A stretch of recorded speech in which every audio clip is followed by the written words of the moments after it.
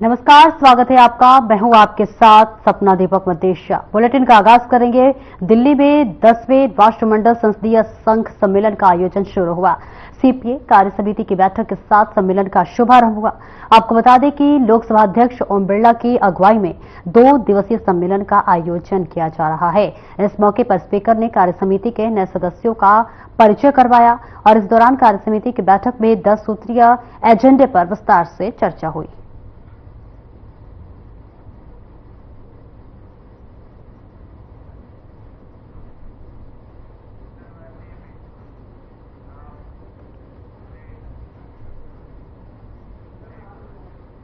और वहीं Abu Dhabi में सप्ताह भर चलने वाला उत्सव 7 सितंबर को गणेश चतुर्थी के शुभ दिन से शुरू हुआ।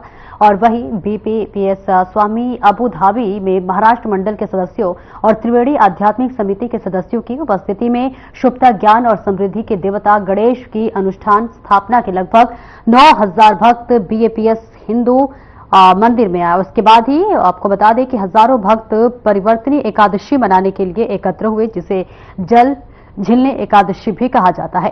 मंदिर के चारों ओर परिक्रमा करने के बाद स्वामी नारायण घाट पर भगवान गणेश की मूर्ति का अनुष्ठान विसर्जन किया गया।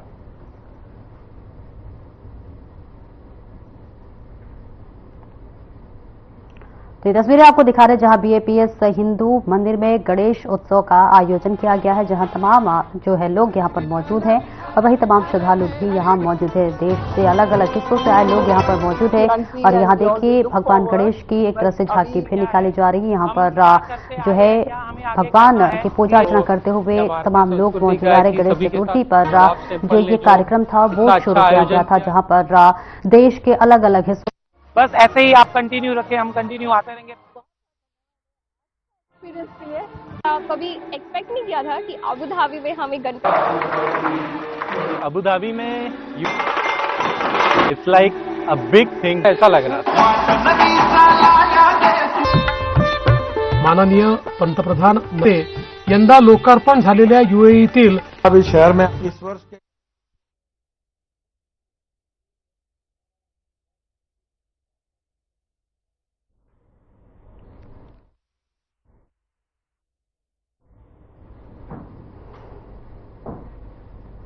और वहीं मिर्जापुर में 765 करोड़ रुपए की विकास परियोजनाओं का लोकार्पण मुख्यमंत्री योगी आदित्यनाथ ने किया है। आदिशक्ति मां विंध्यवासिनी की आदिशक्ति मां विंध्यवासिनी की वंदे वंदे वंदे।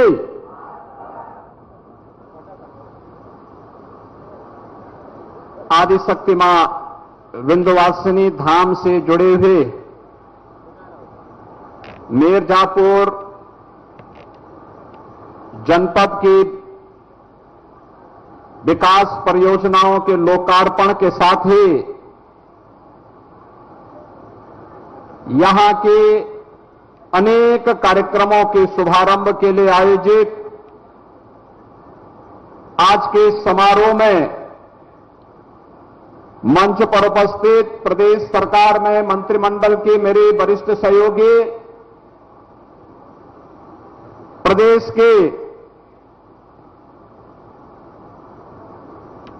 तकनीकी शिक्षा, उपभोक्ता संरक्षण, बाढ़ एवं माप विभाग के मंत्री श्री आशीष पटेल जी,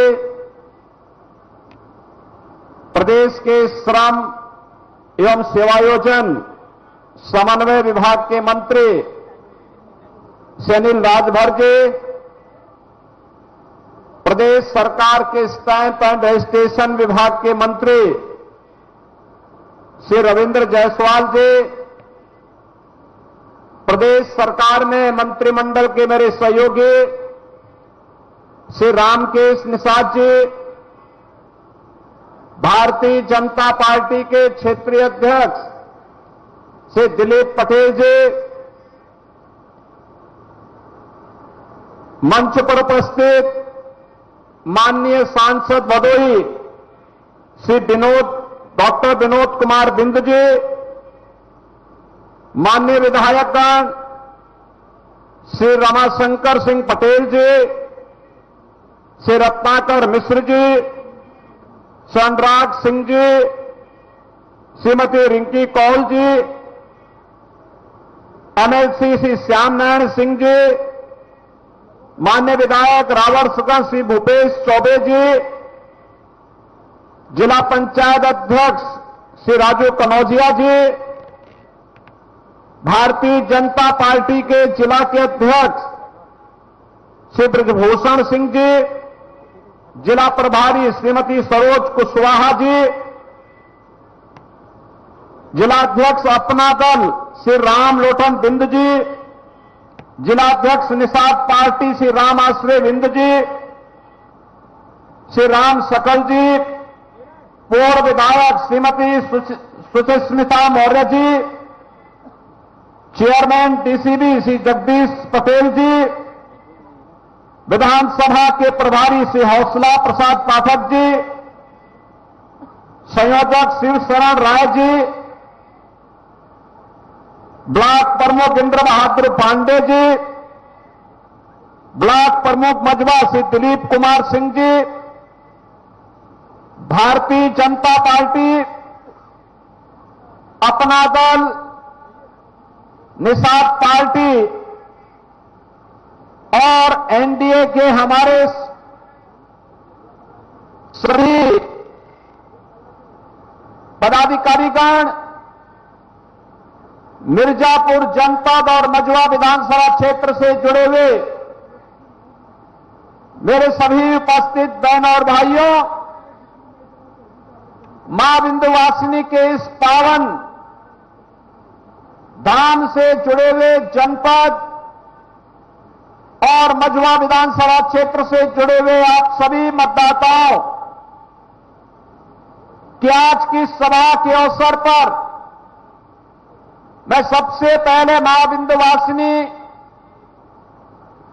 के चरणों में कोटि कोटि नमन करते हुए एक साथ यहां पर 765 करोड़ रुपए की परियोजनाओं के लोकार्पण और शिलान्यास के लिए आप सभी को बधाई देता हूं। यहां के माननीय जनप्रतिनिधियों, माननीय सांसद, माननीय विधायकों, अन्य सम्मानित जनप्रतिनिधियों को हृदय से इन सभी योजनाओं के लिए धन्यवाद देते हुए, उनकी पहल के लिए धन्यवाद देते हुए, इन योजनाओं का लाभ आप सभी को प्राप्त हो, इसकी प्रार्थना मां विंध्यवासिनी से करता हूं। बहनों और भाइयों, याद करिए,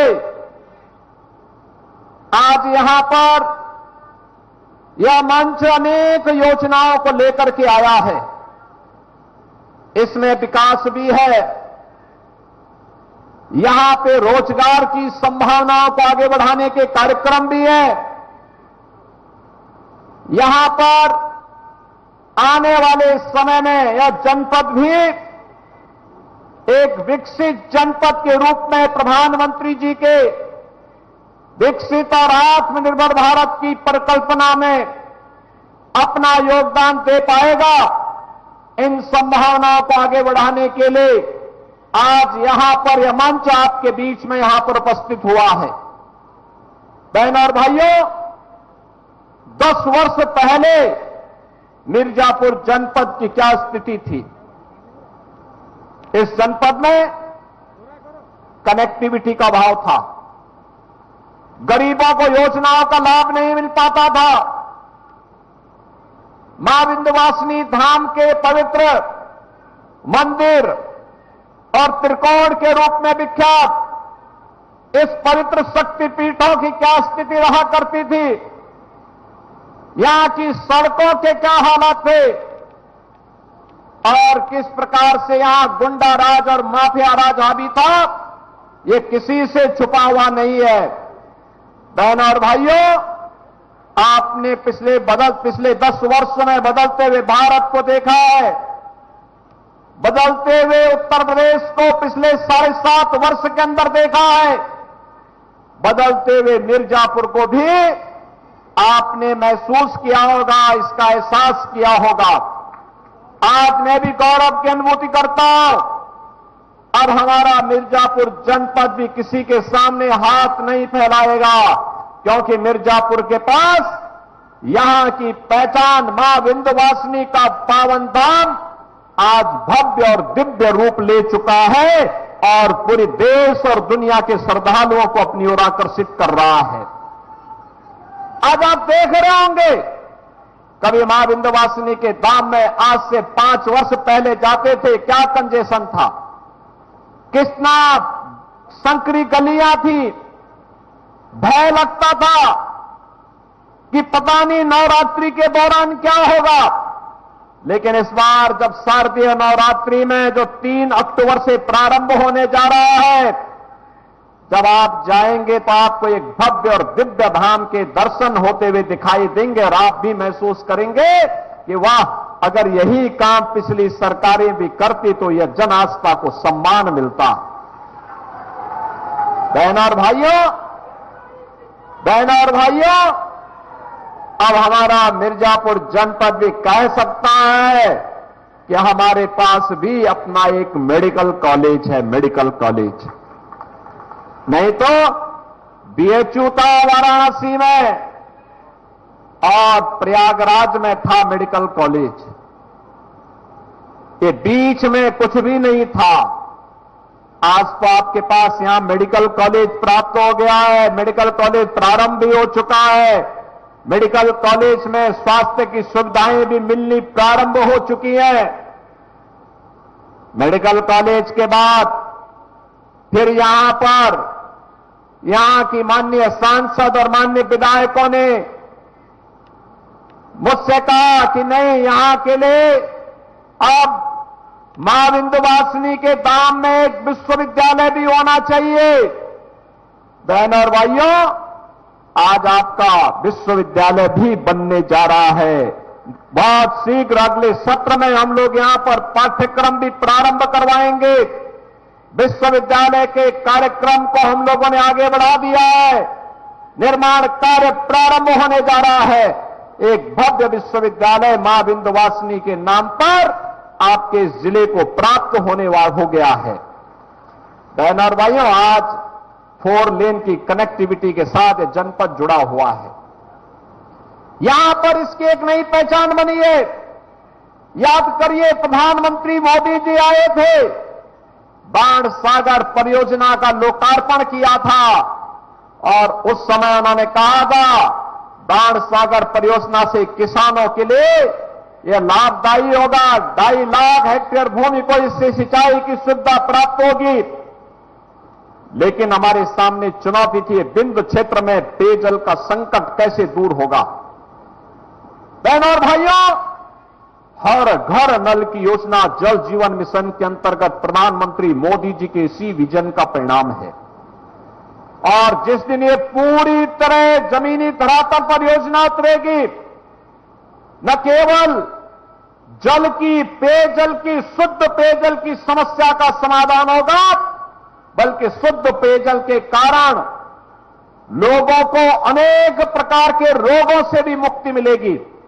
अभी तमाम जल जनित जो बीमारियां होती है, इन बीमारियों की रोकथाम के लिए हम दवा भले ही कराते हैं, लेकिन अगर प्राकृतिक पद्धति से आप देखेंगे तो वाटर थेरेपी उसका एक माध्यम बनेगा, शुद्ध पेयजल उसका एक माध्यम बनेगा।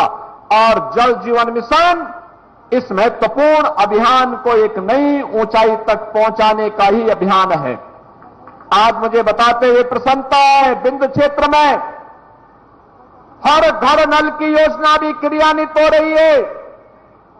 और यही नहीं, हम लोगों ने यहां पर मिर्जापुर के साथ साथ सोनभद्र में भी मेडिकल कॉलेज के निर्माण के कार्यक्रम को आगे बढ़ाया है। सोनभद्र के मेडिकल कॉलेज में भी इस सत्र में प्रवेश प्रारंभ हो चुके हैं और इस सत्र में वहां पर यहां के युवा के लिए मेडिकल की पढ़ाई करने के लिए सोनभद्र भी एक नया मेडिकल कॉलेज स्थापित होगा। और अब तो मिर्जापुर मेडिकल कॉलेज में नर्सिंग की भी पढ़ाई प्रारंभ होगी। बेटियों को नर्सिंग की पढ़ाई करने के लिए प्रदेश और देश के अंदर अन्यत्र नहीं जाना पड़ेगा। 100% प्लेसमेंट की गारंटी देने वाला है नर्सिंग का क्षेत्र। अगर बेटी पढ़ेगी तो आगे बढ़ेगी और उसी पढ़ाई लिखाई के लिए नर्सिंग के क्षेत्र में भी उसको एक नई संभावना मिले, इसके लिए कार्यक्रम, इस 765 करोड़ रुपए की परियोजना जो हमारे जनप्रतिनिधियों ने अपने प्रस्तावों के माध्यम से आगे बढ़ाया था, चाहे वह शिक्षा के हो, चाहे वह स्वास्थ्य के हो, चाहे वह पेयजल के हो, चाहे वे कनेक्टिविटी के हो, चाहे वह पशुपालन से हो, तकनीकी शिक्षा का हो, व्यावसायिक शिक्षा का हो या उच्च शिक्षा का, आपके जीवन में आने वाली हर समस्या के समाधान का ये 765 करोड़ रुपए की परियोजनाएं आपको उपलब्ध करवाई जा रही हैं। इसके लिए मैं मिर्जापुर वासियों को और खास तौर पर मझुआ वासियों को हृदय से बधाई देता हूं। पहाड़ी ब्लॉक से जुड़े हुए इस महत्वपूर्ण स्थान पर आप सबको मैं बधाई देता हूं, अपनी शुभकामनाएं देता हूं। बहनों और भाइयों, आज जब मैं यहां पर आया आपसे कहने के लिए, याद करिए इससे पहले योजनाओं को देने में भेदभाव होता था। पिछले दिनों हमारे डिप्टी सीएम आए थे, मंत्रीगण आए थे, यहां पर रोजगार मेला लगा था, ऋण मेला लगा था, युवाओं को टैबलेट और स्मार्टफोन के वितरण हुए थे, अनेक कार्यक्रमों को आगे बढ़ाया गया था। बहनों और भाइयों, ये उसी अभियान की कड़ी को आगे बढ़ाने का क्रम है। याद करिए, इन योजनाओं का लाभ बिना भेदभाव के गांव के गरीब को, किसान को, नौजवान को, महिलाओं को, समाज के प्रत्येक तबके को मिला। हमने जाति खेमे के आधार पर बांटने का प्रयास कभी नहीं किया। हम मानते हैं समाज में विष दमन करने का नहीं, सामाजिक एकता के माध्यम से राष्ट्रीय एकता को मजबूती प्रदान करने का होना चाहिए। और राष्ट्रीय एकता अगर मजबूत है, देश सुरक्षित है तो हम सब सुरक्षित हैं, और अगर हमारा देश ही सुरक्षित नहीं है तो फिर हम अपनी व्यक्तिगत सुरक्षा का क्या करेंगे। बहनों और भाइयों, आज यही कारण है हमारे देश की सीमा सुरक्षित है। प्रधानमंत्री मोदी जी के नेतृत्व में हम नए भारत का दर्शन कर रहे हैं। एक सुरक्षित भारत, एक समृद्ध भारत, एक विकसित भारत। प्रधानमंत्री मोदी जी आज दुनिया के अंदर किसी भी देश में जाते हैं, पूरा देश पलक पावड़े बिछा करके उनके स्वागत के लिए आता है, खड़ा होता है। बहनों और भाइयों, यह इसलिए क्योंकि मोदी जी का समर्पण देश के लिए है, अपने देश के लिए है।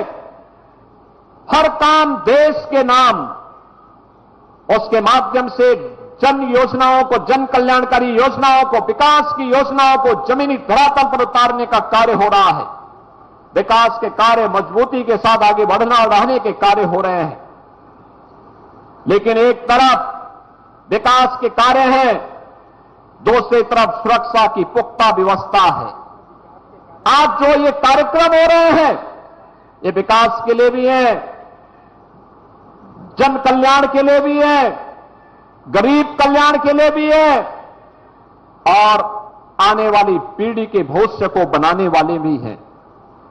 बहनों और भाइयों, आज जब बिना भेदभाव की योजनाओं का लाभ मिल रहा है, मुझे बताते हुए प्रसन्नता है। पिछले 7-7.5 वर्ष के अंदर ये डबल इंजन की सरकार जो उत्तर प्रदेश में कार्य कर रही है, एनडीए की ये डबल इंजन की सरकार, भारतीय जनता पार्टी के नेतृत्व में, प्रधानमंत्री मोदी जी के नेतृत्व और मार्गदर्शन में बिना भेदभाव के योजनाओं का लाभ हर गरीब को, हर किसान को, हर नौजवान को, हर महिला तक को पहुंचाने का कार्य कर रहा है। यह केवल विकास की योजना को पहुंचाने का कार्य नहीं कर रहा है, हर दलित को, हर गरीब को उसके चेहरे पर खुशहाली लाने का काम भी कर रहा है। और मुझे बताते हुए प्रसन्नता है, मुझे याद है जब 7.5 वर्ष पहले हम लोग इस क्षेत्र में आते थे, इस क्षेत्र में बहुत सारे लोग ऐसे थे जिन्हें योजनाओं से वंचित करके रखा गया था। आज मैं कह सकता हूं हमारी सरकार ने तय किया कि कोल जाति हो, चेरो हो, गौड़ हो या फिर नेपाल की सीमावर्ती क्षेत्र में जनजाति, थारू जनजाति, इन सभी को योजनाओं के साथ जोड़ने का कार्य करेंगे। सबके लिए मकान होगा, सबको मकान की सुविधा देंगे, सबको शौचालय की सुविधा देंगे, सबके पास राशन कार्ड की सुविधा होगी, सबको आयुष्मान की कार्ड की सुविधा होगी, उनके गांव को कनेक्टिविटी के साथ जोड़ने का कार्य होगा, उनके घर तक पानी भी और बिजली भी पहुंचाने का कार्य होगा। और मुझे बताते हुए प्रसन्नता है, सफलतापूर्वक इस कार्यक्रम को हम लोगों ने आगे बढ़ाया है। हम लोगों ने तो भेदभाव नहीं किया। आज आपने देखा होगा युवाओं को यहां पे स्मार्टफोन और टैबलेट वितरित किए गए। क्या ये जाति देख करके? नहीं। इन योजनाओं का लाभ उन युवाओं को तकनीकी दृष्टि से सक्षम बनाने के लिए और प्रधानमंत्री मोदी जी के डिजिटल इंडिया की परिकल्पना को साकार करने के लिए आज एक कार्यक्रम यहां पर उन्हें वितरित किया जा रहा है। यूपी के अंदर हम 2 करोड़ युवाओं को टैबलेट और स्मार्टफोन दे रहे हैं। 2 करोड़ युवाओं को, याद करिए, 2 करोड़ युवा जब टैबलेट और स्मार्टफोन के माध्यम से अपनी तकनीकी दक्षता के माध्यम से इसका लाभ देश को देंगे तो भारत $5 ट्रिलियन की इकोनॉमी बनने की दिशा में अग्रसर होगा। भारत विकसित भारत की परिकल्पना को साकार करेगा। जिन युवाओं को आज रोजगार पत्र उपलब्ध करवाए जा रहे हैं, जिन लोगों को आज यहां पे ऋण वितरण के कार्यक्रम के साथ जोड़ा जा रहा है, जिन महिला स्वयंसेवी समूहों को रिवॉल्विंग फंड का पैसा या बैंकों से जोड़ने का कार्य किया जा रहा है, ये सभी कार्यक्रम उसी व्यवस्था के हिस्से हैं। मत्स्य संपदा योजना के अंतर्गत भी एक बहन को आज यहां पर इस प्रोजेक्ट को आगे बढ़ाने के लिए अनुदान की पहली किस्त जारी होती है। बहनों और भाइयों, 56 लाख गरीबों को मकान दिया गया है कि पिछले 7-7.5 वर्ष के अंदर 2 करोड़ 62 लाख से अधिक गरीबों के लिए एक शौचालय का निर्माण करवाया गया। आज उत्तर प्रदेश की हर ग्राम पंचायत में ग्राम सचिवालय का निर्माण करके वहां पे एक कर्मचारी की तैनाती कंप्यूटर ऑपरेटर के रूप में करते हुए गांव की सुविधा गांव के अंदर ही गांव के लोगों को प्राप्त हो, जिनके लिए उन्हें जिले के अंदर, तहसील के अंदर, ब्लॉक के अंदर जाना पड़ता था, बार बार जाना पड़ता था, आज ऑनलाइन ये व्यवस्था वहीं पर उन्हें उपलब्ध करवाने का कार्य ग्राम पंचायतों में किया जा रहा है। बहनों और भाइयों, अब फिलहाल इस बुलेटिन में इतना ही। दीजिए इजाजत। नमस्कार।